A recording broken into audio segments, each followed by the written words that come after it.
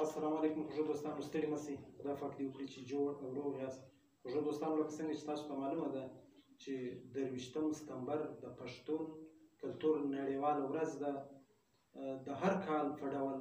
سږ کال هم د پښتو اکیډمۍ کوټې له پلوه دا ورځ ډېر په جوش او خروش ولمانځل شوه. خوږو دوستانو، د دې تفصیل څه داسې دی چې د سهار د 9 بجو څخه د پښتو اکیډمۍ باقاعده د دې پروګرام پیل وکړي. وچلېدی دا ټوله ورځ وچلېدی. حتی په دې کې د چایو د ډوډۍ او د لمانځه د وقفې بغیر بل هېڅ وقفه نه ده راغلې. متواتر وچلېدي د شپې تر 4:30 بجو. زه راځم یو څه د تفصیل وخواته. لومړی سیشن پر 10 بجې باندې پیل شو. د سټیج یا دریز چارې د پښتو اکیډمۍ خازن یا مالیات سیکرټري ښاغلي عادل اسکزي پر مخ بیولې، او داسې د صدارت دپاره د پښتو اکیډمۍ محترم چیرمین حافظ رحمت نیازی صاحب ته بلنه ورکړه سټیج ته راسي، او د درون میلمه لپاره د پښتو اکیډمۍ ډېر پخوانی غړی محترم عبدالکریم بریالی صاحب چې د هیڅ تعارف محتاج نه دی، تکړه لیکوال، شاعر، نقاد، محقق دی، هغه راوبلل شو د درون میلمه لپاره. او دوستانو، د کوربه په حیث د پښتو اکیډمۍ له پلوه د پښتو اکیډمۍ وایس چیرمین عبدالله جان نورزي صاحب ته بلنه ورکړل شوه چې پر سټیج باندې کښېني. لومړی سیشن داسې و چې 2 لیکچره ول. د لیکچر عنوان چې کوم و هغه پښتون کلتور و. د دې لپاره 2 محترم استادان ټاکل شوي وو چې اول زموږ او ستاسو د سویلي پښتونخوا یو ډېر نوموړی نوم د پښتو ادب په ډګر کې چې د یو شمېر کتابو مصنف دی، محترم استاد دی، عبدالکریم امیر صاحب ته بلنه ورکول شوه چې لیکچر وړاندې کړي. د ده د ډېر خوندور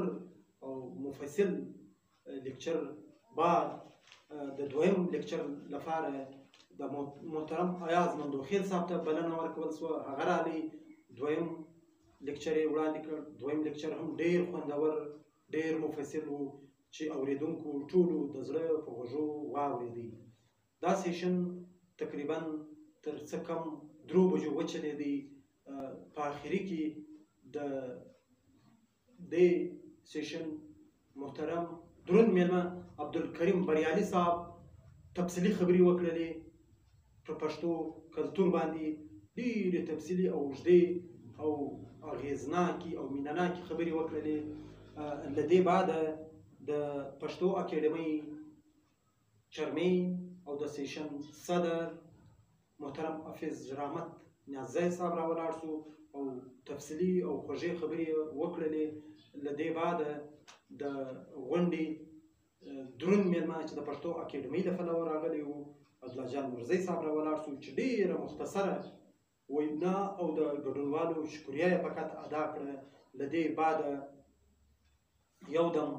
د ډوډۍ او د لمانځه وقفه شوه. دوستانو، خلک ولاړل، ډوډۍ یې وخوړله او لمونځونه یې وکړل. او د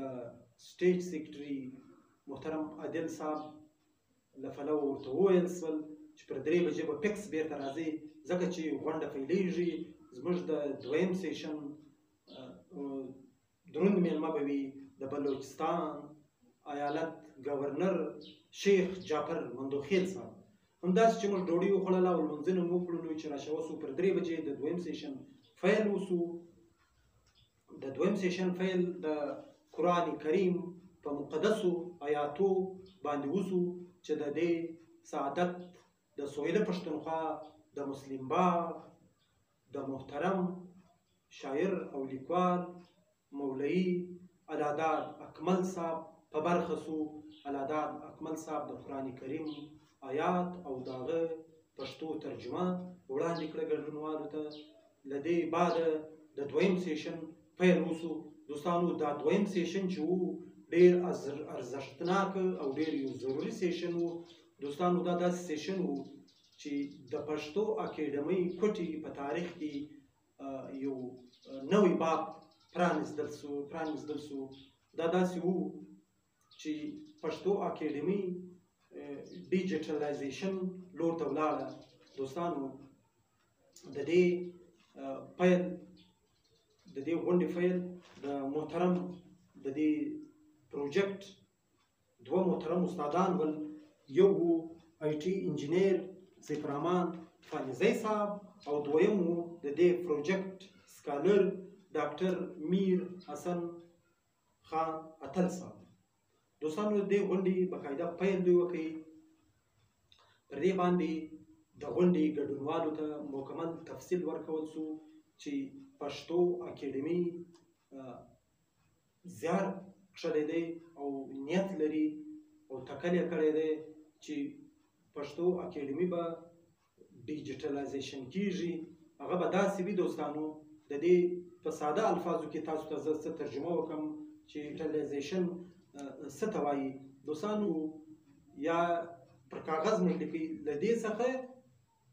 موږ یو بل سیستم ته اړو، یو بل برېښنایي سیستم ته د لاسي یا کاغذي سیستم اړول، یو برېښنایي سیستم ته اړول، دې ته ډیجیټلایزیشن وایي. دوستانو زموږ به هر څه ډیجیټل سي. دوستانو د ای آی دور دی، یعنی د آرټیفیشل انټلیجنس چې په پښتو کې ورته مصنوعي ذهانت موږ وایو. دوستانو دا داسې دی، د دې تفصیل ډاکټر میر حسن اتل خان ورکړي. دا تاسو کتلی سئ زموږ پر د پښتو اکیډمي پر پاڼه باندې هلته پر اپیشل پیج باندې پراته دي. دوستانو تاسو یې کتلی سئ، مکمل په تفصیل کې هم هلته کتلی سئ. میر حسن اتل صاحب د دې ډېر مفصل دغه ورکړی دی، تفصیل ورکړی دی. دوستانو دا داسې وي چې هر څه چې 40 ډکشنریانې یا قاموسونه به مکمل ډیجیټلایزیشن سي، ډیجیټل ته به واوړي. دوستانو دا به چې د نړۍ په کوم کونج کې ته یې وغواړئ، کوم د توري معنا وغواړئ. دوستانو ډاکټر میر حسن اتل صاحب یوه خبره وکړله چې په دې انقلاب کې داسې دی چې زموږ او ستاسو ټکسټ ټو سپیچ یا سپیچ ټو ټکسټ، یعنې زموږ خبرې په لیکلې بڼه یا لیکلې بڼه په خبرو کې بدلول. دا اوس هم شته دوستان، ډېر دوستان ورسره بلد دي. په ای آی کې مختلف ټولز دي، لکه چیټ جی پی ټي، جمینای او داسې ډېر مختلف ټولان شته. په هغو کې اوس هم شته. پښتو په ټکسټ کې خو په لیکلې بڼه بالکل هلته صفا ده، بالکل پاکه د مې د یګانو داسې مکمل خیال ساتلی دی، هلته بالکل ډېره کلیر پښتو ده. خو په ریډینګ په دغه کې چې هلته چې ویل کېږي، هلته دوی سم په اواز کې سم هلته نه ویل کېږي. څه کار ته ضرورت دی؟ نو لکه زموږ ډاکټر میر حسن اتل صاحب او آی ټي انجینیر سیف الرحمن فانزی صاحب رقم خلک موږ لرو په لاس کې چې د دوی په زیار سره پښتو اکیډمي لومړی ګام دا و چې دا ډیجیټلایزیشن ته واوښتله. له دې د بعده به زموږ څه لیکنې دي دا به ټول ډیجیټل کې وي، په ډیجیټلایزیشن کې به وي. چې په کومه ژبه باندې وغواړئ. دوستانو دا بیا داسې دی، په دې ای آی کې یو ناشوده سهولت دا دی چې تاسو په کومه ژبه باندې، کومه ژبه چې په کومه ژبه وغواړئ، پښتو په انګریزي کې غواړئ، په فرنچ کې غواړئ، په چاینیز کې غواړئ، په ریشن کې غواړئ، چې په کومه ژبه کې غواړئ، په هغه کې په اتومات ډول یا په اټومیټیک ډول هلته ټرانسلیټ دا د ثانیو په وخت کې درکوي چې څو ثانیې یا څو سکند اخیدونه چې ما زه وغوښتل په هغه کې دی تاسو ترجمه کوي بیا درکوي دا مصنوعي ذهانت. نو د دوی زیار به دا وي چې دا زموږ 40 قاموسونه یا ډکشنریانې چې ډیجیټلایزیشن سي، دا به ګټه د ټولو پښتنو لپاره دا وي. او خوشبختانه ما درته موږ په دې کې چې زموږ پښتو ژبه په ګوګل کې هم شته او په دې دغه کې چې کومه ده په دې آرټیفیشل انټلیجنس کې په ای آی کې هم شته. دوستانو په دې کې شامله ده. خو ما تاسو ته تفصیل درکړم، میر حسن اتل صاحب هم تفصیل درکړی دی چې دا داسې ده چې شته، خو هلته خو ټکسټ په برخه کې بالکل صحیح شته، خو د وایس په شکل کې چاته دا درته وایي ریډینګ کوي هغه څه کمزوري دي ما اورېدلی دي نو خلک کار پر کوي ما درته وویل چې موږ ډاکټر میراث اتل صاحب او د سیف رحمان پانزي صاحب د آی ټي انجینر دی دا رقم کسان لرو ډېر ترقي به موږ انشاءالله نور هم وکړو په دې انقلاب کې نو دوستانو راځم د رپورټ څخه اوږدېږي دا چې وړاندې سول دا دواړو ډېر مفصل مجلس پر دې وکړي ما تاسو ته وویل دوستانو دا تاسو زموږ په پیج باندې کتلی هم سئ له دې پښتو اکیډمي جنرال سیکرټري نقیب الله عیسی صاحب د پښتو اکیډمي له طرفه خپله سپاسنامه پیش کړه او خپلې غوښتنې یې د محترم ګورنر صاحب شیخ جعفر مندوخیل صاحب څخه وکړلې په هغه کې څه وعدې ورته یاد کړلې چې خاص کر د ښځینه څانګې لپاره له موږ سره وعده سوې وه چې موږ به پښتو اکیډمي ته یو کوسټر ورکوو ګورنر صاحب ته یې ور یاده کړه چې هغه تر اوسه موږ ته نه دی راکبل سوی باید تاسو یې په پام کې ونیسئ او پښتو اکیډمي ته دا ورکړئ نو موږ په پام کې لرو چې د ښځو څانګه هم جوړ کړو په دې کې له موږ سره د کوسټر سخته اړتیا ده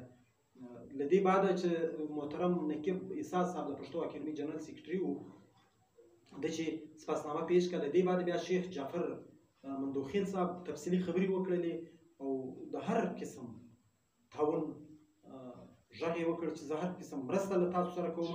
او زموږ خویندو ته یې داد ورکړ چې یقیني هم زموږ خویندې د داد مستحقې دي او دا یې هم ویل چې خویندې چې دي په تعلیمي ډګر کې تر نرانو ډېرې ځیرکې او ډېرې تیزې دي او موږ به د دوی هر ډول مرسته وینا د صدر حافظ رحمت نیازي صاحب وله د مکمله او تفصیلي وینا وکړله د ګډونوالو شکریه یې ادا کړله صدر حافظ رحمت نیازي صاحب د وینا بعد نادیه پرګل معیني خپل شعر ووایي له هغه وروسته داسې وسول چې زموږ د سهیله پښتونخوا د چمن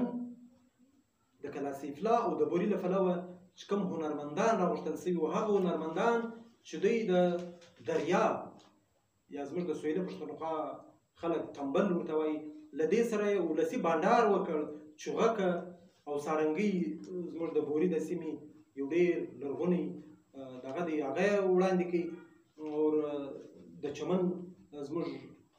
یو زبردسته نعیم ناشناس صاحب یو ښه دغه دی د ناشناس صاحب په آواز کې د ناشناس په طرز کې غزلې وایي سندرې وایي د دوی بانډاري غزلې سندرې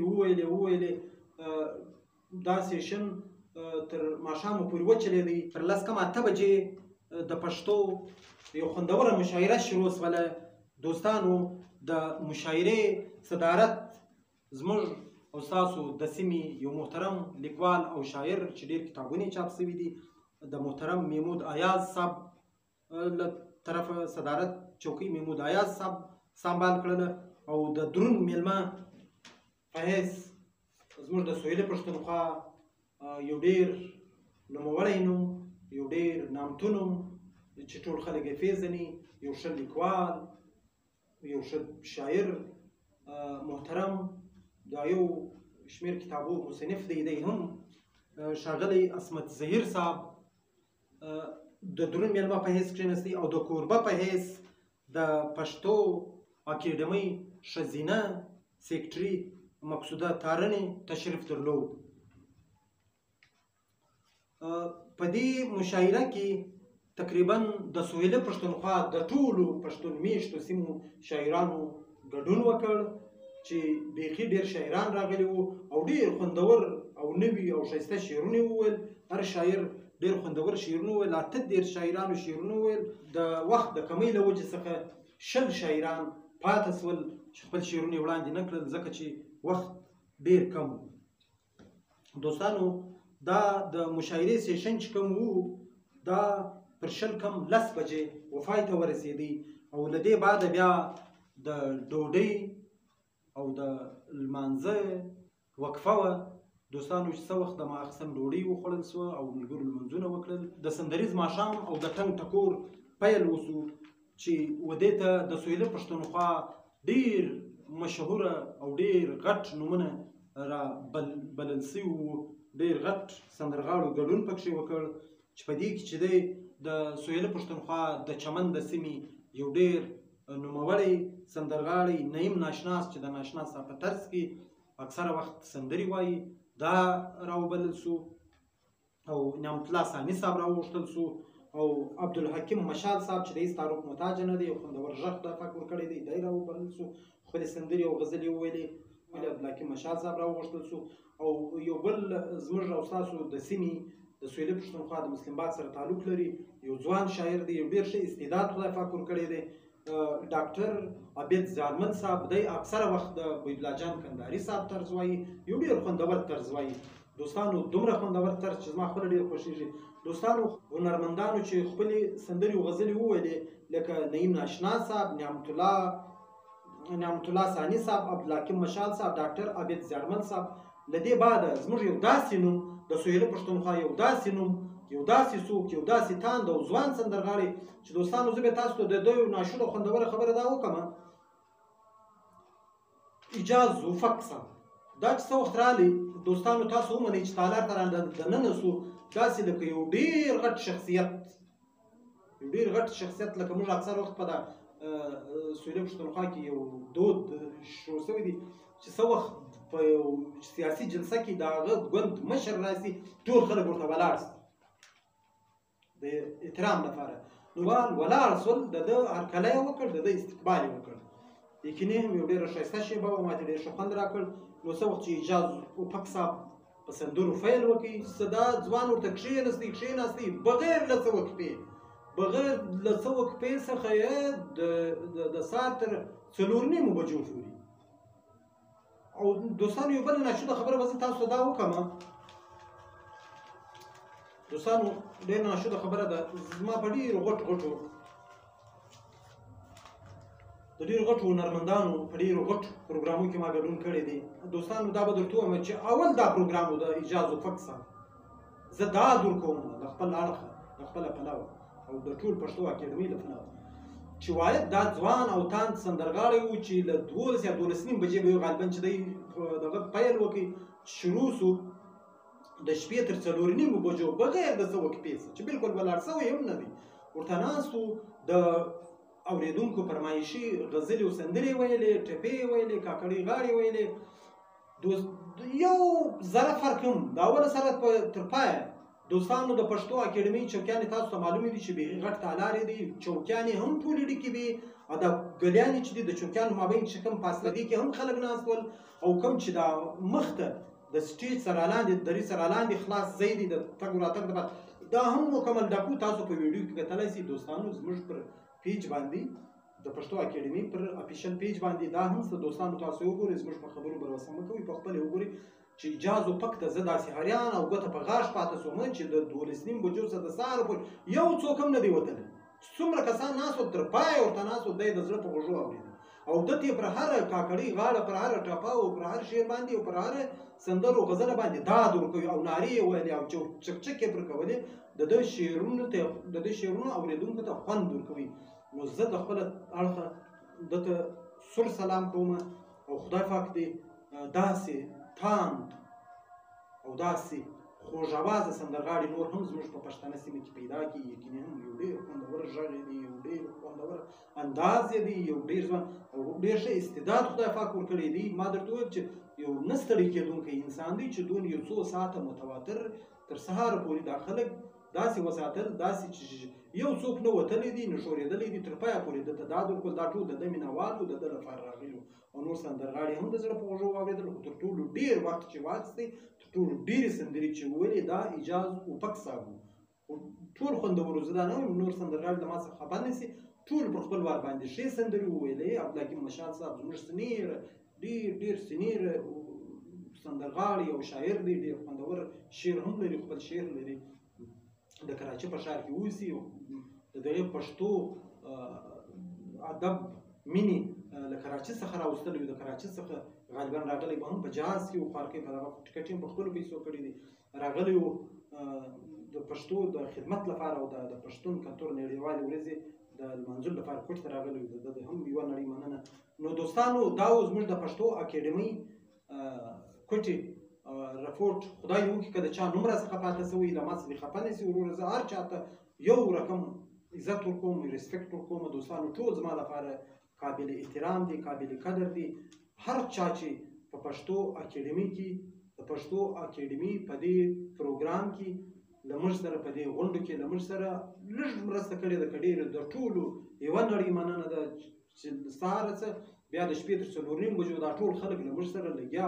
وو، خدمت یې کوي، د دې موږ سره ناست وو، هغه هم خدمت یې کوي، موږ واورېدلو، که موږ دوی واورېدل. دوستانو د ټولو یوه نړۍ مننه، کور مو ودان، ژوندي اوسئ.